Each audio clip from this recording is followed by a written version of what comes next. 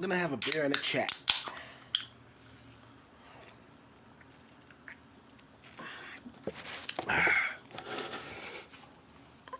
First of all, for those of you who don't know, I live in Texas, and it's the middle of May, and it's gonna hit like 90 degrees every single day this week. And when summer comes around, gonna be in the hundreds for 3 straight months.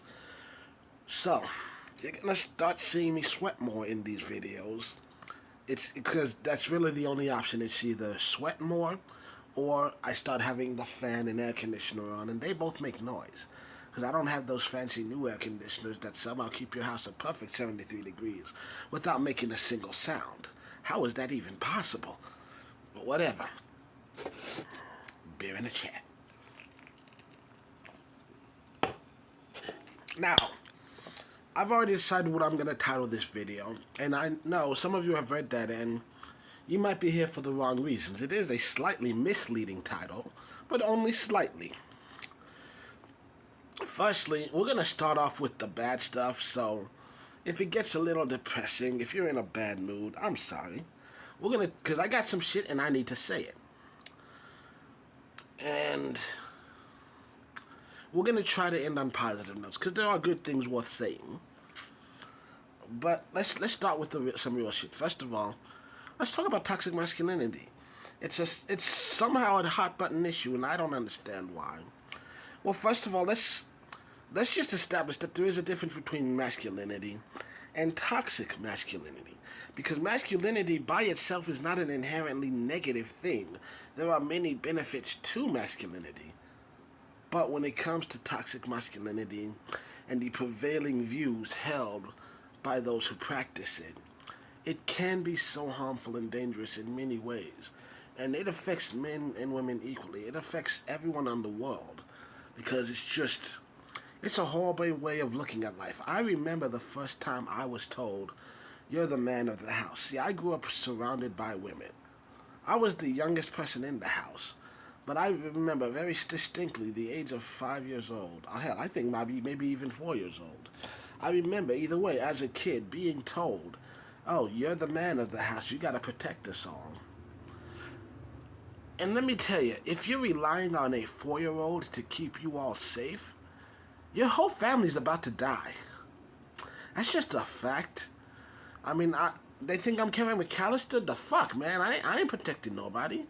Now, let's be honest. Realistically, I think I understood that, hey, if a burglar breaks in the middle of the night, they're not all going to run up to my room and hide behind me expecting me to shoot him with a gun or anything. But still, it's the fact that it is still such a strong prevailing view and a narrative that continues to be passed down generation to generation. This idea of, like, men wear pants, women wear skirts. You know men can wear skirts if they want to. Hell, I've got some silk panties. They're comfortable. I don't wear them when I'm being active. I've got, like, my action pants and then my relaxing panties, okay? Like, I mostly wear boxer briefs the majority of my life. But I do have some silk panties. That's right, your boy got some black silk Victoria's Secret panties. And they are comfortable. Fuck you. And there's just this... And cause there are still people to this day who are like... For one thing, like with hair, there are still people who are shocked when, like, men have long hair or girls who have short hair. I mean, it's shorter now. But at one point in time, I did have a whole lot of hair flowing down my back. And honestly, I just got tired of taking care of that much hair. It's too much. In fact, even this is starting to feel too long. I might start trimming some of this off. But, I mean... But it's like this whole thing. Like, half the reason I ended up growing my hair out as I got older is because when I was young, it was like... I was constantly having my head cut, like, literally every other week. And I got made fun of by the kids at school for multiple reasons. For being a baldy, for having big ears, which you can't tell now because they're hid behind the hair. But anyways,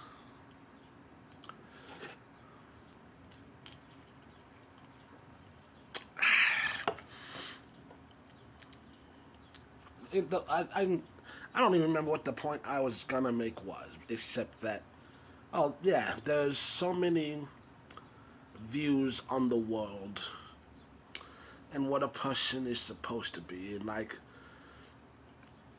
there are a lot of things about me that have been questioned because I don't fit into this, but because of people trying to fit me into one specific box.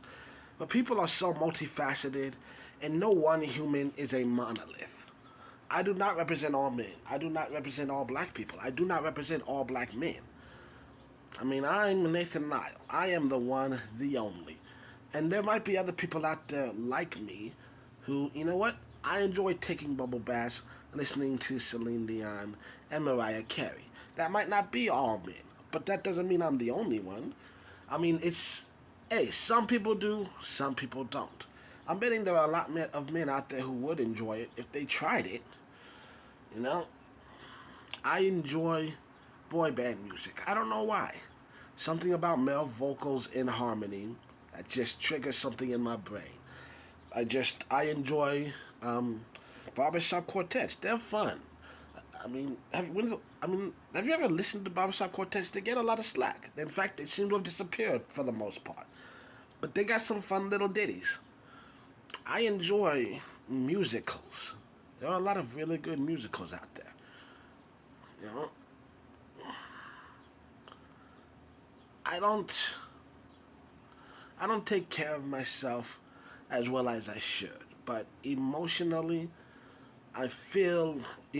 speaking, I feel more feminine just because, for some stupid reason, there is this prevailing belief that men don't have emotions. But they do. Every man on this planet has emotions. Every man on this planet feels hurt, feels pain. In fact, like lately, I felt a lot of pain. Today I turned 34 years old.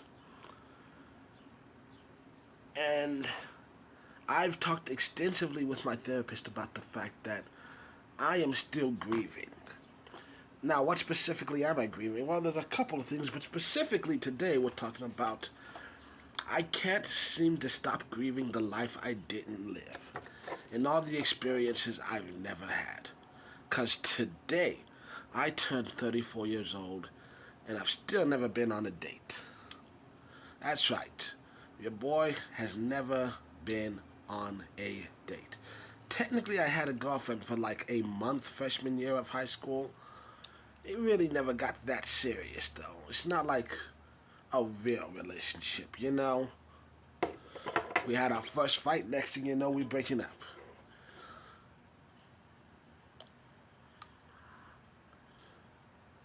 Also, to answer a question a lot of you who have never been here before might ask, am I a virgin? Technically, no. We don't want to get into the specifics of that.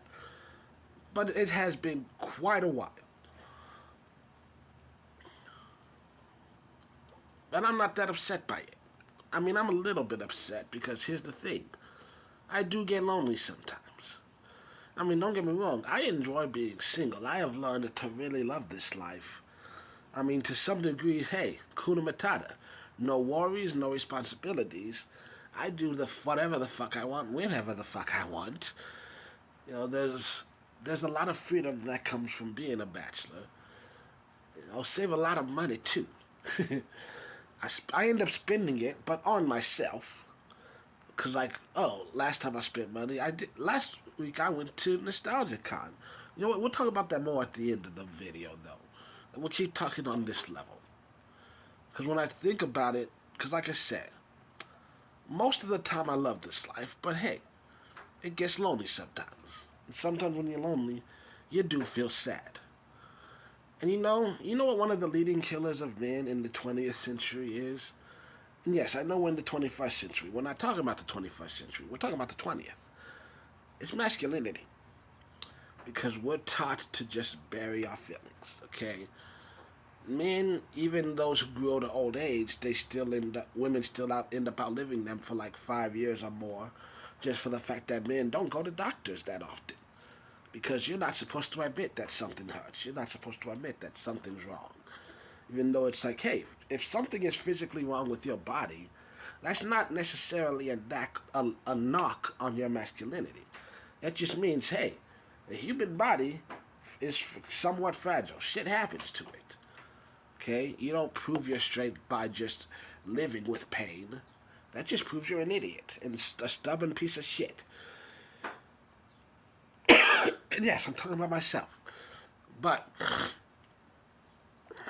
and emotionally too. Like I actually had a one girl that I was talking to, and she got mad at me for the fact that I complained too much.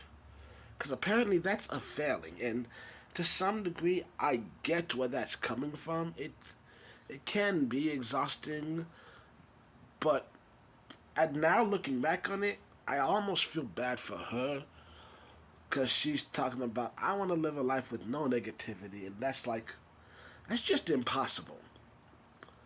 If someone complains about work every day and the only thought in your head, well, is if you don't like it, quit. First of all, do you not understand how difficult life can be and how hard it can be to find a decent paying job where you're getting good, consistent hours and you're actually able to pay all your bills? I love paying rent when the rent's due.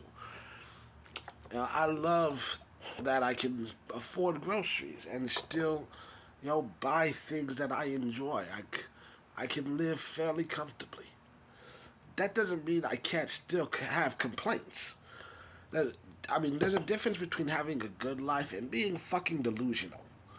If you never complain about anything, it means one of three things. Either one, your life really is that awesome, which first of all, go fuck yourself because you're literally like 0.01% of the population.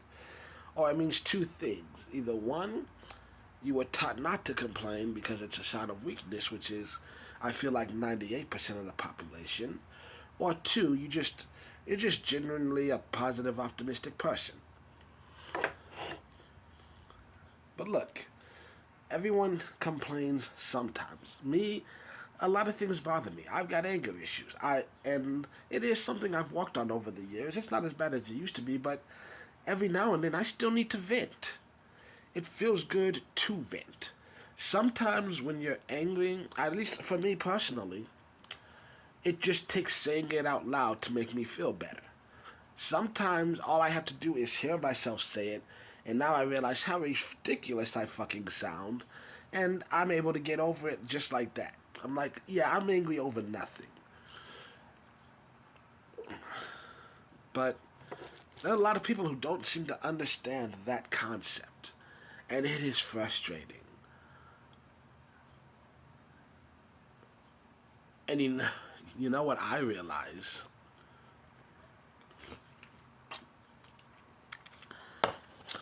I realize I'm a lady.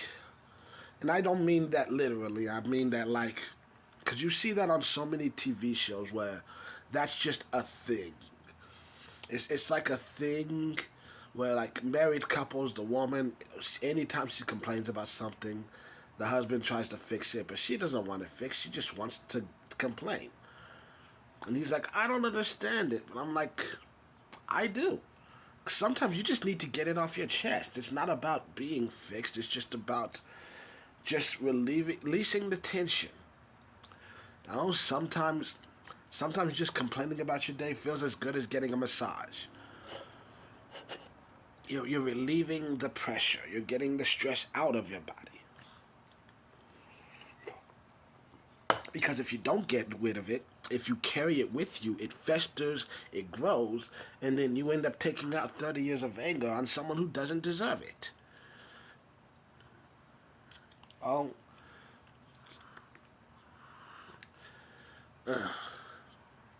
I keep going on tangents. I'm trying to get back on track. What was I even saying?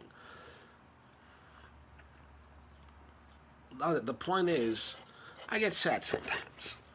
And that doesn't make me weak. It doesn't make me less of a man. It doesn't make me a bad person. It makes me human. It means I'm a human being.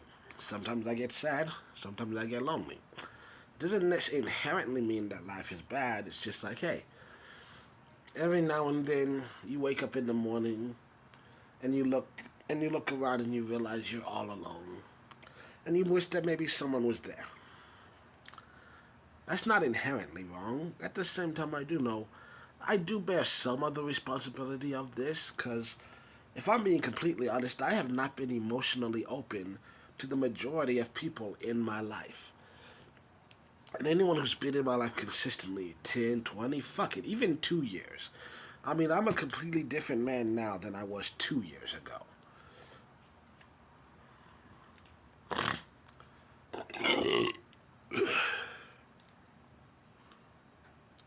Too much soda.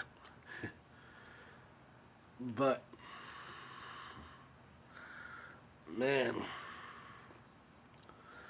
because first of all, therapy makes a difference, but only if you're willing to do the work. And I have done the work. I've done a lot of work. There are times when it almost feels like nothing's changed, has it? You do all this work, and life stays the same. And that can get a bit disheartening sometimes. I mean, on the one hand, it's kind of like it does make you realize, is life any better? No. Hell, it's measurably worse. Yet somehow, I feel better about my life. I mean, that's probably the biggest takeaway I can add for on a positive note for therapy is that, hey, sometimes you just gotta learn to look at things differently, because no one's life is entirely good or entirely bad. But which part do you choose to focus on? And I'm learning to just, hey, bad things happen.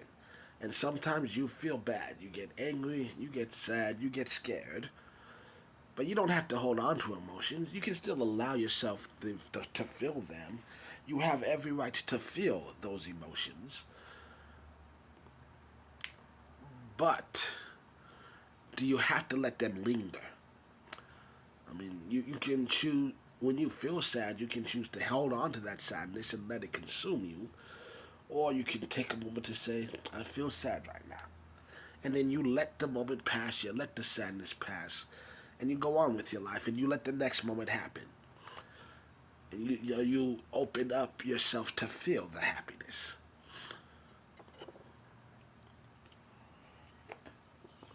That's what I've been doing.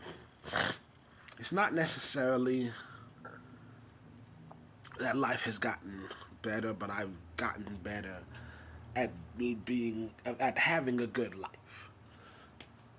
Because to some degree it really is true. Life's what you make it. And it generally all comes down to perspective. I mean, anyone's life can suck if you only focus on the negative.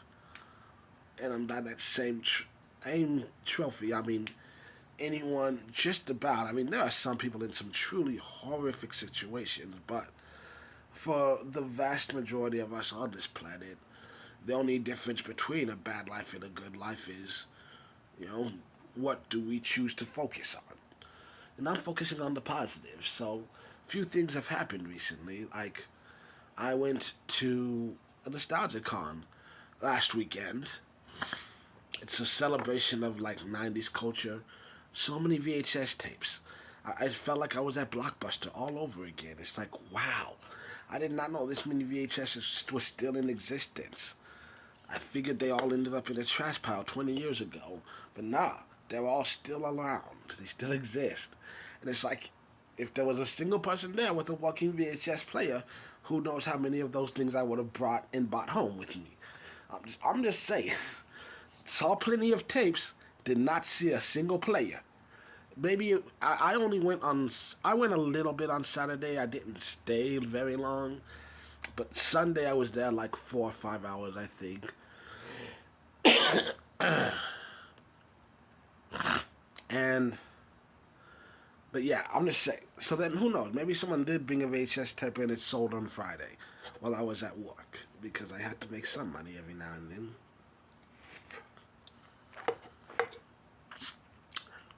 But anyway, oh yeah, that's the other thing I wanted to touch on. I'm not gonna hang on briefly, but damn, the world keeps changing, and honestly, fuck inflation is.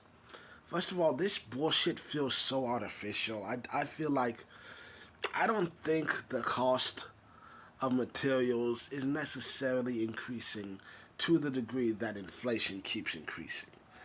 A lot of it seems to just be that, hey, the motherfuckers at the top just get greedy, and the more money they have, the more money they decide that they want, even though they don't actually deserve any of it, and they gotta cut costs wherever they can.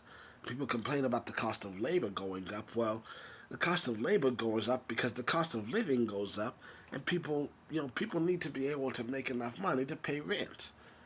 Like, my salary went down recently, and it's not a low salary, $11 an hour. It's decent, but I remember 2019, $11 an hour was more than enough to pay all the bills. And I was just, because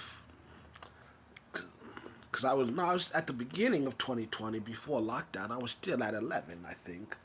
Was it 11 or was it 10? Either way, I was still pretty damn low. And now suddenly 4 years later, we're headed towards the middle of 2024, and $11 an hour at around 30 hours or less a week.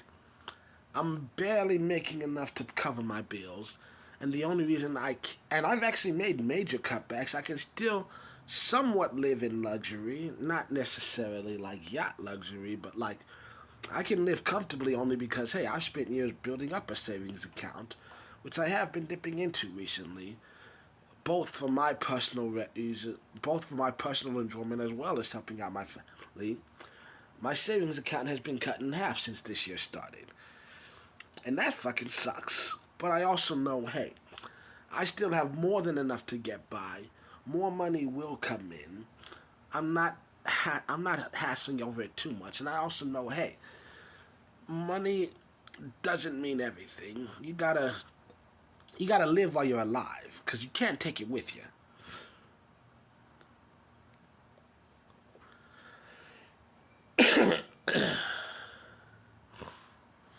But yeah, I'm not swimming in it right now. I'm not gonna lie. At my last job, good money plus holiday pay, and all that bullshit. Occasional bonuses. I mean, I made more money than I knew what to do with, and I was not making millions. It was only 17 an hour, but still, I had more money than I knew what to do with. I'm looking for reasons to actively spend money. And now, just as I'm getting, and I still had enough to put leftovers into the savings account. Who knew $6 an hour could make that much of a difference? But, like I said, I ain't worried. Life works. Life will work out. I'm just choosing to believe my life's gonna work out how it's supposed to work out. Plus, it's really put things put in perspective. Now that I know what it's like to have money, I kind of like it, and I kind of want to get back there. So that's something to work towards. It is a good motivator. It's nice having a reason to wake up in the morning.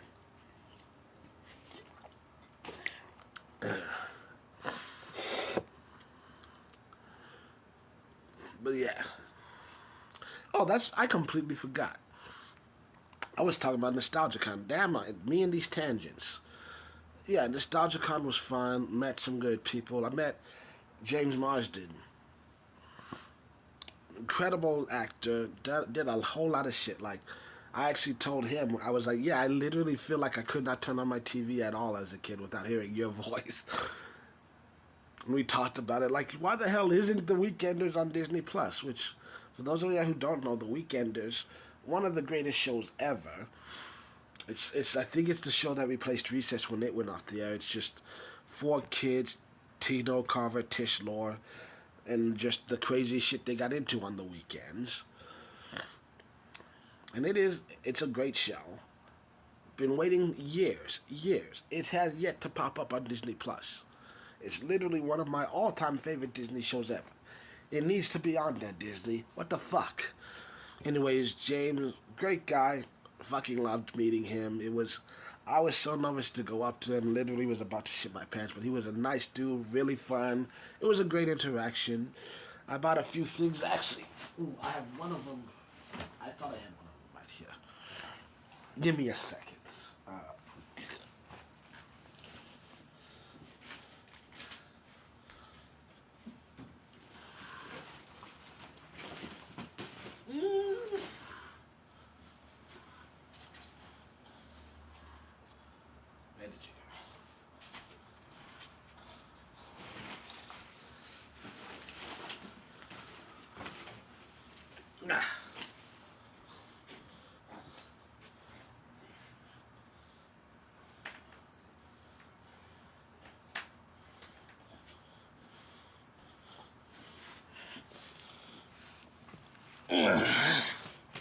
I didn't buy too much, but I did buy a handful of things.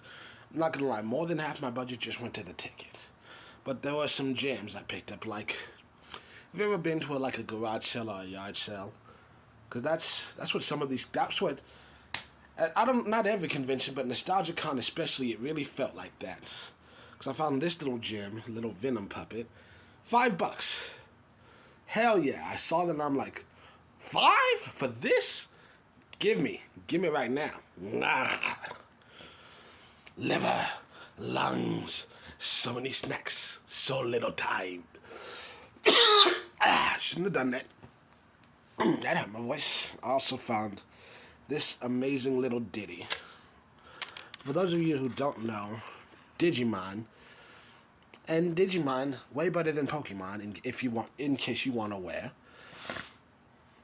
this is the TK's crest, the crest of hope. Because hope has always been my core emotion, and it has guided so many of the decisions that I make in life. And so I saw this hanging there, and I'm like, I definitely do not have enough Digimon stuff, and this thing is looking bomb ass. $15. Most expensive thing I bought there. And it was, and I was like, yes, had to have it. Have to. Wear it every day now. Oh, I also got this little Green Ranger thing. Woohoo! Anyways, oh shit, 30 minutes. It's been a while. Well, what's happening next in my life?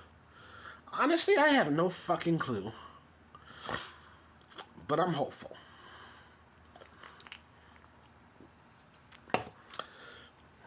I wake up every morning knowing that today is going to be a good day. And I make it so. So, for me and Venom and all my friends hanging back there, have a good day. And if it's not a good day, make it a good day. The power is yours.